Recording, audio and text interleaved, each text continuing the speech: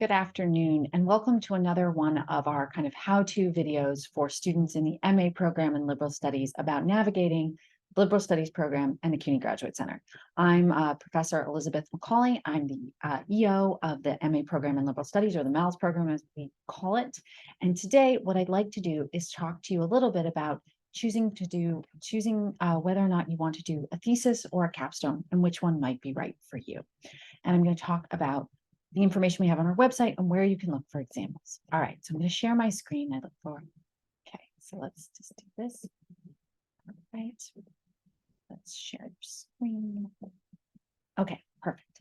So the first thing you might want to ask is a thesis right for me, or is a capstone right for me?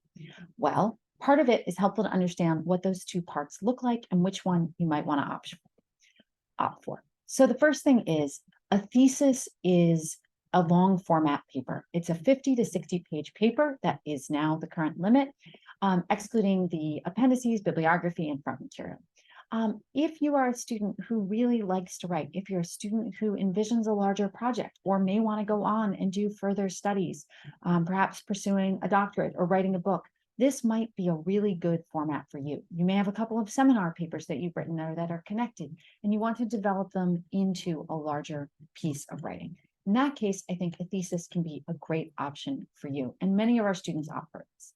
At the same time, you might want to do a capstone. And so a capstone is a little bit of a different type of project. It is a project that could be digital. It could work with mixed media. It might be better suited for a student who wants to take the studies that they've pursued, their academic and intellectual interests, and work in it in a more creative or non-conventional way. So for example, we've had students write screenplays. We've had students do exhibition proposals. We've had students write films and build websites. This digital or technical or creative project is accompanied then by a white paper. The white paper is a 20-page paper, excluding the bibliography, the front material, that connects that project, the capstone, to the students' coursework and explains what they're doing. In a case of a technical paper, it may, or a digital project, it may explain some of the technical features of the website, formats, etc. So those are kind of the two differences. So think about what type of project you're interested in. As I would say, you can never start thinking about your thesis too late. You can always start, you can try and start as early as possible. So certainly when you're halfway through your degree, start thinking about it. In another video, we'll talk about finding a thesis advisor and how that works. But I'd like to give you now a chance to look at some of the different possible theses that you could look at, or capstone. So what you want to do is go to the CUNY Academic Works. So the CUNY Academic Works is our kind of institutional repository where students deposit their theses. When you deposit your thesis to the library or your capstone, this is where you're going to do it. Okay, so for example, I'm just going to put in MALS thesis. And you'll see that a number of different examples come up. Okay.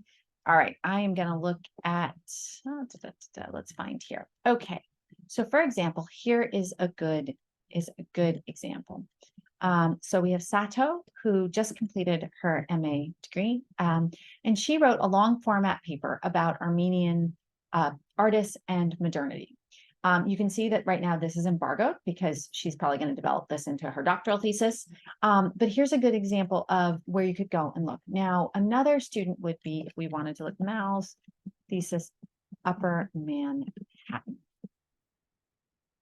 So here are actually a couple of different examples where we have both theses and capstones. So here is an example of a thesis by Gail Addis, and this is basically a thesis that's about the grid design of Upper Manhattan and how the grid could not really be applied due to topography, and also changing attitudes and the benefit and value of a grid.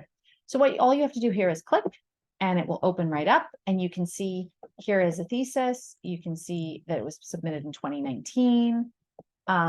You can see the abstract, and you can go through and read about her different papers. This one was quite long. It was done before we critiqued the limit, but it's a very good example. Okay, so you can also go back and see we have north of the grid, the Black experience of 17th to 19th century rural New York City.